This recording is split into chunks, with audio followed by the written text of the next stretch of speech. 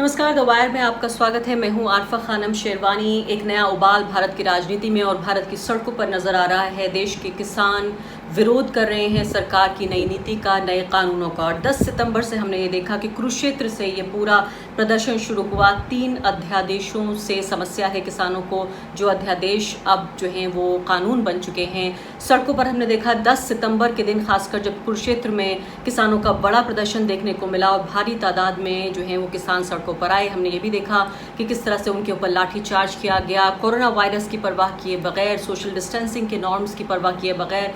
किसानों ने ये कहा कि उनके लिए अस्तित्व का सवाल है, इसलिए वो सड़कों पर आए हैं। अब सबसे बड़ी बात है कि क्या वाकई इसमें सत्ता पक्ष और विपक्ष इन दोनों की राजनीति इसको देखा जाए, या इसमें यह भी समझा जाए कि जो मुद्दे की जो जड़ है उसमें क्या है। तो 3 ये कानून जो हैं, farmers produce trade and commerce promotion and facilitation bill, इसके अलावा farmers empowerment and protection agreement of price assurance और फार्म सर्विसेज बिल 2020, ये 3 कानून जो है वो पास हो गए हैं लोकसभा राज्यसभा दोनों से। और अब जाहिर है कि अब राष्ट्रपति की मोहर लगने के बाद ही ये कानून बन जाएंगे।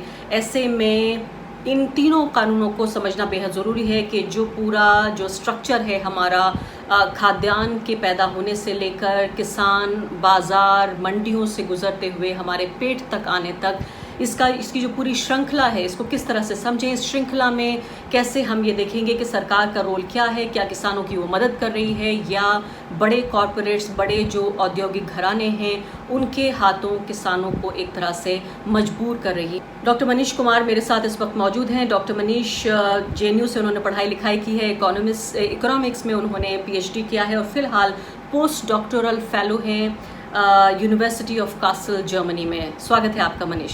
सबसे पहला सवाल तो यही है कि ये तीनों बिल का जो हम जिक्र कर रहे हैं, इसमें सबसे परेशानी वाली बात क्या है। जब प्रधानमंत्री बार बार खुद ये कह रहे हैं, उन्होंने मतलब इसको डॉक्यूमेंट कर दिया बाकायदा ट्वीट करके कि MSP के साथ कोई छेड़छाड़ नहीं की जाएगी, तो मसला कहाँ है? जी देखिए, जो 3 बिल आए हैं, इसेंशियल कमोडिटी एक्ट, उसके बाद farmers produce trade and commerce का जो प्रमोशन को लेकर के है, और तीसरा एग्रीकल्चर प्रोड्यूस मार्केटिंग कमेटी को लेकर के एक मनीष, आप दोबारा बोल दीजिए, ये बीच में स्टक हो गया था। अच्छा, तो जो 3 महत्वपूर्ण एक्ट हमारे सामने में है, उसमें सबसे पहला तो इसेंशियल कमोडिटी एक्ट है, दूसरा है farmers agreement on price assessment, और तीसरा है farmers produce trade and commerce act. ये तीनों अगर बिल को हम लोग लबो-लुबाब अगर देखें, तो जो मेन अटैक हम लोग फेस करने वाले हैं, या जो फार्मर फेस करने वाले हैं, उसमें एक एग्जिस्टिंग मार्केटिंग स्ट्रक्चर, जो रेगुलेटेड मार्केटिंग स्ट्रक्चर है, उस पर सबसे ज़्यादा प्रभाव इसमें पड़ने वाला है। इसको लेकर के आमतौर पे हमने बहुत सारे बहस भी देखे हैं, वायर की बहुत सारी रिपोर्ट हैं, जिसमें कि बिहार का एक एग्जाम्पल लिया गया है कि बिहार में APMC एक्ट 2006 में ही रिपील कर दिया गया, वहाँ पे APMC एक्ट नहीं है। तो ये बहुत ही इंटरेस्टिंग है कि बिहार का सिचुएशन क्या रहा APMC हटने के बाद बाकी देश की तुलना में। और इसमें क्योंकि मेरा PhD इसी मुद्दे पे है, तो मेरा एक कंपैरिजन है पंजाब और बिहार के ऊपर भी। और बिहार और पंजाब में जो मूलभूत अंतर हम लोगों को दिखाई देता है, खासकर APMC एक्ट हटने के बाद, वो ये कि जो मार्केटिंग स्ट्रक्चर है और जो प्रोक्योरमेंट सिस्टम है, वो कैसे प्रभावित हुआ। पंजाब के अंदर में प्रोक्योरमेंट अगर आप देखेंगे, तो लगभग वहां पे किसी साल में तो 98% भी होता है, लगभग 78% से 98% के आसपास में वहां पे प्रोक्योरमेंट हो जाता है। अगर पैडी की बात करें तो उतना ही लगभग व्हीट के लिए, गेहूं के लिए भी है। तो एक तो चीज है कि पब्लिक का प्रोक्योरमेंट, और दूसरा बहुत ही इंपॉर्टेंट चीज है जो एग्जिस्टिंग मार्केटिंग स्ट्रक्चर है वहां पे, जिसमें कि पब्लिक भी है, प्राइवेट भी है। अब बात यह आती है कि बिहार 2006 में तो हटा दिया, गवर्नमेंट ने बहुत सारे प्रॉमिस किए थे उसके बाद, गवर्नमेंट ऑफ बिहार ने, कि वो प्राइवेट कंपनी को लाएंगे, प्राइवेट कंपनी आकर के वहां पे मार्केट स्ट्रक्चर बनाएंगे, जो जिससे किसानों को फायदा होगा, किसानों को जहां मन होगा वहां जाकर के बेच देंगे। लेकिन उसके रिजल्ट के तौर पर हुआ क्या? हम एक चीज लोग अक्सर बात कर रहे हैं, लेकिन मैं कुछ फिगर भी आपके सामने में रखना चाहूंगा। मेरे सामने में सिचुएशन असेसमेंट सर्वे जो 2013 का हुआ, जिसमें कि पंजाब और बिहार के फार्मर के बारे में है। बिहार में सिर्फ 4% किसानों को MSP के बराबर प्राइस मिल सका। 96% फार्मरों को, किसानों को 2013 में जो प्राइस मिला वो एमएसपी से कम था। ये तो रही पहली बात। अगर आप पंजाब में यही चीज चले जाए तो आपको उसी साल के लिए 74% किसान ऐसे हैं जिनको एमएसपी के बराबर या उससे थोड़ा सा ज्यादा प्राइस मिला, और उससे कम भी मिला तो ज्यादा का गैप नहीं होता है, वहां पे बहुत ही कम का गैप है, लेकिन 74% को एमएसपी या एमएसपी से ज्यादा प्राइस मिला। बिहार के केस में वो सिर्फ 4% है। अगर आप इस चीज को ये देखें कि मार्केटिंग स्ट्रक्चर कैसे प्रभावित करता है इसको, तो हिंदुस्तान में सबसे ज्यादा डेंस मार्केटिंग स्ट्रक्चर, अगर आप मार्केट डेंसिटी देखें ज्योग्राफिकल एरिया के हिसाब से, पंजाब में सबसे ज्यादा है, और बिहार में वन ऑफ द लोएस्ट है इस पूरे देश के अंदर में। और हमारे जिसका एक प्रभाव ये होता है कि किसान अगर बेचना अपना सामान चाहे तो उसको अपने गांव में कोई मंडी बाजार नहीं मिलता है, तो मजबूरन वो लोकल ट्रेडर को दे देता है। लोकल ट्रेडर कौन होते हैं? जो बिचौलिया, उनसे सामान खरीद के फिर वो कहीं पे चले जाते हैं। मैंने प्राइमरी सर्वे किया था कटिहार जिला में और पटना जिला में किया था। वहां पे मैंने पाया कि कटिहार से लोग सामान बेचने के लिए जो लोकल ट्रेडर प्रोक्योर करते हैं, क्योंकि किसान वहां पे बेच नहीं पाते तो वो लोकल ट्रेडर को देते हैं, और लोकल ट्रेडर वो सामान लेकर के पूर्णिया के गुलाब बाग में जाते हैं बेचने के लिए। मतलब इतना ट्रैवल उनको करना पड़ता है जाने के लिए।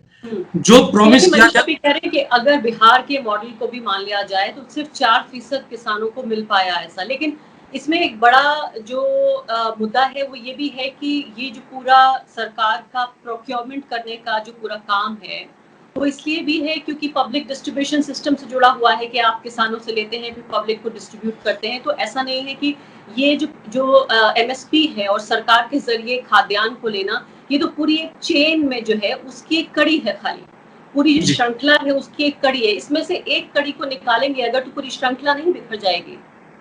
मैं आपको बताना चाहूंगा, ये बहुत ही वाजिब सवाल है। बाकी का जो इस श्रृंखला का 3 मेन ऑर्गन था इस पूरे श्रृंखला के अंदर में, वो पहला था प्रोक्योरमेंट, आप किसानों से खरीदते हैं। उसके बाद उसका एक मार्केटिंग में, मार्केट के अंदर में आप इंटरवेंशन करते हैं, जो इंटरवेंशन का एस्पेक्ट हुआ। और तीसरा है डिस्ट्रीब्यूशन का एस्पेक्ट। सरकार ने कहीं ना कहीं, जो पिछली सरकारें भी उसमें शामिल हैं, कहीं ना कहीं जो डिस्ट्रीब्यूशन का एंगल है उसको डाइल्यूट करना शुरू कर दिया। पहले यूनिवर्सल डिस्ट्रीब्यूशन सिस्टम था, उसको आपने टारगेट किया, आपकी रिस्पॉन्सिबिलिटी कम हुई, और ये सब जो न्यू लिबरल पॉलिसीज आए हैं 90s के बाद, वो सभी चीज इसके पीछे जिम्मेदार है। जो अंतर अब हम देख रहे हैं वो ये कि एक डेमोक्रेटिक सेटअप बन करके हमारे पास में था पहले, जो एपीएमसी का के अंदर में चुनाव होता था, उसके कमेटी होते थे, इलेक्टेड कमेटी, वो सारे चीज अब नहीं रहने की जरूरत नहीं है, क्योंकि सरकार का एक स्ट्रेटेजिक रिट्रीट है उस पूरे चीजों से, जिसकी वजह से वो पीछे हट जाएंगे। और ये श्रृंखला कहीं ना कहीं टूटा है। और ये सवाल इसलिए भी ज्यादा इंपॉर्टेंट है कि आखिर जब हमारे फोर फादर्स और जो पॉलिसी मेकर्स थे पहले के, उन्होंने आखिर जिस समय ये चीज को इंट्रोड्यूस किया, इस पूरे सिस्टम को, उन्होंने क्या सोचा था।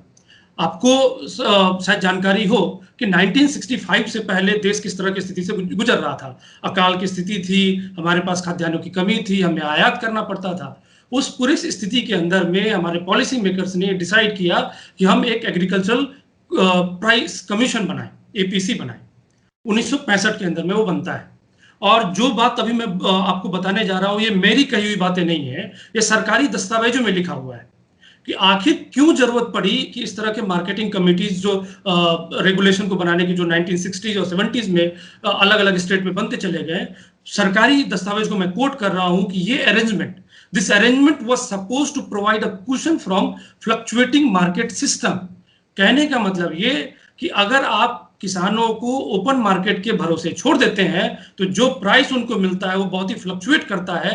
उनकी स्थिति में उनके रिस्क बहुत ज्यादा होते हैं, जिसकी वजह से वो अपना खर्च भी पूरा नहीं कर पाते हैं। इसीलिए यहाँ पर मुझे समस्या इस बात को लेकर है कि ऐसा नहीं है कि पिछले 2 दशकों में हमने ये सुना हो कि अब किसानों की स्थिति बेहतर है। किसानों की स्थिति बदतर हो रही है, सैकड़ों की तादाद में किसानों ने आत्महत्या की है। इसका मतलब जो एग्जिस्टिंग स्ट्रक्चर था एमएसपी को लेकर, या सरकार और बाजार और किसानों के बीच जो एक रिश्ता था, या इसको कह लें हम कि सरकार, बाजार, किसान और आम आदमी के पेट के बीच का जो रिश्ता है, इसमें कहीं तो कोई एक ऐसी कड़ी है, कॉम्प्लेक्सिटी है, जिसकी वजह से ना तो किसान को फायदा हो रहा है, ना आम आदमी तक जो है वो सस्ता पहुंच रहा है अनाज, ना बाजार, क्योंकि ट्रेडर्स भी कह रहे हैं वो भी खुश नहीं है। तो जो मौजूदा सिस्टम था वो तो खराब था। इसी की वजह से तो सरकार कह रही है कि हम सुधार लाने की कोशिश कर रहे हैं। देखिए, जो मौजूदा सिस्टम था उससे पहले भी बहुत सारे पॉलिसी चेंज हुए। 2003 में आप एपीएमसी में सुधार करके प्राइवेट मंडी को फिर एंट्री देते हैं। 2018 में भी आपने कुछ सुधार किया कॉन्ट्रैक्ट फार्मिंग एक्ट के, मॉडल कॉन्ट्रैक्ट फार्मिंग एक्ट बना करके। तो इस तरीके से जो सुधार की प्रक्रिया है वो आज की नहीं है, इससे पहले भी थी। जो मैं बात कहना चाह रहा हूँ ये कि आज की स्थिति में ये है कि जो बिहार का एक मॉडल 2006 में आपने किया, जरूरत ये था कि बिहार के अंदर में जाकर के किसानों की समस्या को सुधार किया जाता, उनकी समस्याओं को समझना था। उल्टा ये हो रहा है कि आप पूरे भारत को ही एक बिहार बनाने की कोशिश कर रहे हैं। मैं खुद भी बिहार से आता हूँ और बिहार की स्थिति को, बिहार के किसानों को बहुत करीब से मैंने देखा और समझा है, उनके साथ में जब रिसर्च भी किया है तो और गहराई से देखा। आप पूरे भारत को एक तरीके से बिहार बनाने के ऊपर में उतारू हो चुके हैं। दर्शकों को आप, डॉक्टर मनीष, हमारे दर्शकों को ये भी बताइए कि जो एपीएमसी है या एपीएमसीज है या जो मंडियां हैं, उनका पूरा स्ट्रक्चर कैसे होता है, वो लोग भी जानना चाहेंगे, उन्हें समझना चाहिए जिनका खेती किसानी से कोई संबंध नहीं है कि ये कैसे काम करता है, क्योंकि मंडियों की भी अपनी राजनीति है, उनका भी अपना एक हायरार्किकल सिस्टम है, वो कैसे काम करता है। जी, एपीएमसी जो अभी एग्जिस्टिंग था, जिसको अब फंक्शनल नहीं, एक तरीके से कह सकते हैं कि अनफंक्शनल जो बन जाता है, खासकर जब सरकार की गारंटी है उसके अंदर में, उसको हटने के बाद एपीएमसी के अंदर में ये है कि एक अरेंजमेंट है जिसके लिए गवर्नमेंट लैंड प्रोक्योर करती है, वहाँ पे अरेंजमेंट बना करके देती है और ये गवर्नमेंट की जिम्मेदारी बनती है। उसके बाद किसानों को उनके गांव के अंदर में एक मौका मिलता है कि वो जाकर के अपने नज़दीक में ही सामान को बेच सके, जो ट्रांसपोर्टेशन का कॉस्ट है वगैरह वो सब कम होता है। उसके अलावा ये कहीं ना कहीं किसानों को ऑर्गेनाइज करने में भी मदद करता है। कहने का मतलब ये है कि एक जगह है जहां पे आप जा रहे हैं सामान बेचने के लिए, तो आपको पता है कि दूसरे किसान को किस भाव पे सामान मिला या बेचा गया। अगर सरकारी कंपनी वहां पे आकर प्रोक्योर करती है तो आपको पता है कि वो एमएसपी की गारंटी देते हैं, जो पंजाब और हरियाणा और पश्चिमी उत्तर प्रदेश के इलाकों में रहा। उसके बाद जब आप वहां पे बेचते हैं तो बहुत ही ज़्यादा स्मूथ तरीके से आपके साथ फंक्शनिंग होता है। आपके पास में वहाँ पे स्टोर करने के लिए जगह होती है, आपको वहाँ पे मजदूर अवेलेबल होते हैं जो आपके तौलने के लिए या फिर उसको ढोने के लिए, इन सारी चीज़ों की व्यवस्था वहाँ पे होती है। जब आप मार्केट के अंदर में जाते हैं तो किसान को वहाँ पे एक 2.5% का जो कमीशन होता है वो देना पड़ता है कमीशन एजेंट को, और मार्केट का जो चार्ज होता है वो दोनों आपस में बांटते हैं। जो कमीशन एजेंट है, जो प्रोक्योरमेंट एजेंसी है, वो आपस में बांटते हैं उस चीज को। तो इस तरीके का अरेंजमेंट है जो कि वेल एस्टेब्लिश्ड। सवाल एक और यहाँ पे ये आ जाता है कि मैं ये पढ़ रही हूँ कि पंजाब और हरियाणा में जो मंडी ऑपरेशंस है, मंडी का काम है, उसमें हाई टैक्स है, लेकिन मध्य प्रदेश का जिक्र कर लें या उड़ीसा का जिक्र करें, उनमें कम चार्ज लगता है। एक तो ये वजह है कि ये फर्क क्यों है, और दूसरी बड़ी बात ये भी है कि ये भी बात देखने को मिल रही है कि सिर्फ हरियाणा, पंजाब और उत्तर प्रदेश के कुछ हिस्सों में ही हम पूरा ये विरोध प्रदर्शन देख रहे हैं। तो क्या ये टैक्सेस की वजह से सीधे प्रदर्शन का संबंध है, बाकी देश के हिस्से खामोश क्यों हैं? नहीं, इसके जो प्रोटेस्ट के सेंटर्स हैं उसके पीछे का कारण यह है कि जो ग्रीन रिवॉल्यूशन के बाद का जो पीरियड था, कुछ हब बने हमारे देश के अंदर में। जैसे हम किसी को गेहूं का कटोरा कहते हैं, पंजाब हरियाणा, धान का, तो कहीं ना कहीं कंसंट्रेट हुआ ग्रीन रिवॉल्यूशन के बाद। और इसी वजह से वहाँ पे जो फार्मर्स हैं वो ऑर्गेनाइज्ड भी हैं, वो अपनी आवाज़ उठा भी सकते हैं, उनका सरकार में भी दखल होता है, सरकारी पार्टियों के साथ, वो जो पार्टी है, पॉलिटिकल पार्टी है, उनके साथ वो अप्रोच कर सकते हैं। ये तमाम चीज़ें जो संभावना है वहाँ पे है, इसके कारण वहाँ पे है। लेकिन इसका मतलब ये नहीं है कि पंजाब या हरियाणा में समस्या नहीं है एपीएमसी के साथ। ये बात मैं कभी नहीं कहूँगा कि वहाँ पे एग्जिस्टिंग जो सिस्टम है उसमें भी कुछ खामियां हैं। खासकर जैसे कमीशन एजेंट का, वो जिस तरीके से इनफॉर्मल लेंडिंग का काम कर लेते हैं, उसमें कमियां हैं। जरूरत यह है कि उन कमियों को दूर करना चाहिए था, लेकिन हम उन कमियों को दूर न करके, बल्कि जो पूरा एक सिस्टम था जिससे फायदा हो रहा था, जो थोड़ा बहुत उम्मीद की किरण थी लोगों के लिए, वो भी खत्म कर दिया गया इस पूरे बदलाव के साथ, जो कानूनी बदलाव हुआ। आखिरी सवाल डॉक्टर मनीष कुमार की, इसकी पूरी राजनीति पे समझने की कोशिश करूंगी। जैसे मैंने कहा कि सरकार क्यों चाहेगी कि इतनी बड़ी जो किसान कम्युनिटी है, पूरा जो वोट बैंक है, उसको नाराज कर दिया जाए। चाहे हम ये भी कह लें कि चलिए 2-3 राज्यों की बात हो रही है, या हरियाणा या पंजाब का जिक्र हो रहा है, या उत्तर प्रदेश के कुछ हिस्सों का जिक्र हो रहा है, और हरियाणा तक में जहाँ की खुद भाजपा की मिलीजुली सरकार है, उसका भी, उत्तर प्रदेश में भी जहाँ उनकी खुद अपनी पूरी मैंडेट की सरकार है। लेकिन मुझे बताइए कि जो प्राइवेट कंपनियां हैं, क्या उनको फायदा पहुंचाना इस वक्त में मोदी सरकार ज्यादा जरूरी समझती है, और उसको ये लगता है कि पब्लिक सेंटिमेंट उसके खिलाफ नहीं जा सकता है? क्या इस राजनीति को इस तरह से समझें? जी, बिल्कुल सही आप बोल रही हैं। कि सरकार के जो प्रायोरिटी है उनके पॉलिसीज़ में, वो बड़े कॉर्पोरेट घराने हैं, बड़े बिजनेसमैन हैं, अंबानी अडानी उनके प्रायोरिटी में ज़्यादा है। लेकिन ये दूसरी चीज़ है जो एक अल्टरनेटिव इकोनॉमिक अंडरस्टैंडिंग से लोग समझते हैं, उनको मालूम है कि ये इकोनॉमिक डिजास्टर को और ज़्यादा गंभीर बना देगा, क्योंकि आप जिस किसान को एड्रेस करना चाहते हैं, उस किसान की आय घटेगी इस पूरे बदलाव के बाद। उसकी उनकी आय घटने से आपका जो एग्रीकल्चर के सेक्टर में जो लोग काम करते हैं, उनके आय घटने से पूरा डिमांड आपका घटेगा, और डिमांड घटने से जो अभी सिचुएशन हम लोग देख रहे हैं, पूरा का पूरा डिमांड की कमी की वजह से हमारा इकोनॉमी जो फेस कर रहा है आज की तारीख में, पूरे देश के अंदर में 14 करोड़ एग्रीकल्चरल हाउस होल्ड्स हैं, कृषक परिवार है, 14 करोड़ 140 मिलियन। अगर आप उनके इनकम को नुकसान पहुंचाएंगे तो आप सोचिए कि एक बड़ा सेक्शन को नुकसान पहुंचा रहे हैं। और सरकार जिस आर्थिक नीति के आधार पर सोचती है, उनको ये लगता है कि बड़े कॉरपोरेट एम्प्लॉयमेंट जनरेट करेंगे, बड़े कॉरपोरेट को अगर फायदा होगा तो वो अलग अलग तरीके की सुविधाएं देंगे, जो कि बिल्कुल एक दीवा स्वप्न है। आप दिन में जो सपना देखते हैं वो है। इस तरह का जो चीज़ रियलाइज नहीं होता है गवर्नमेंट का, लेकिन एक खास तरीके के सोच को लेकर के आगे बढ़ने वाली हमारी सरकार इस बात को नज़रअंदाज कर रही है कि किसानों को नुकसान पहुंचाने से जो 14 करोड़ देश की का परिवार है वो सीधा सीधा प्रभावित होगा, और उससे हमारा पूरा का पूरा इकोनॉमी बहुत ज़्यादा गंभीर तरीके से प्रभावित होगा। वक्त में जबकि 2008 और 9 के का हम रेसेशन का वक्त निकाले, पूरी दुनिया में जब रेसेशन हो रहा था, या इस वक्त जो है बिल्कुल गर्त में जाती भारतीय अर्थव्यवस्था, कहीं ना कहीं हमारे किसानों ने, हमारी जो कृषि पूरा उद्योग है, इसने कुछ न कुछ, मैं कहूंगी कि बुनियादी स्तर पर कहीं ना कहीं कुछ बचा के रखा है कि पूरी तरीके से गर्त में अभी जो आखिरी क्वार्टर का डेटा आया उसमें भी आप जीडीपी का देखिए, तमाम सेक्टर का ग्रोथ रेट निगेटिव है, सिर्फ एग्रीकल्चर का पॉजिटिव है।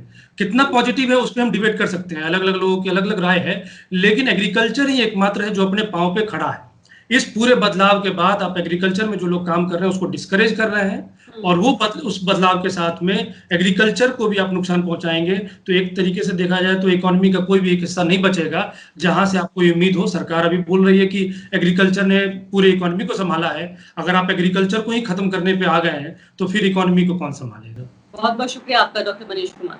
बहुत बहुत धन्यवाद। द वायर के और वीडियोस देखने के लिए सब्सक्राइब करें और बेल आइकन पर क्लिक करें। स्वतंत्र पत्रकारिता की आर्थिक मदद करने के लिए डिस्क्रिप्शन में दिए गए लिंक पर जाएं और अपनी राशि चुनें।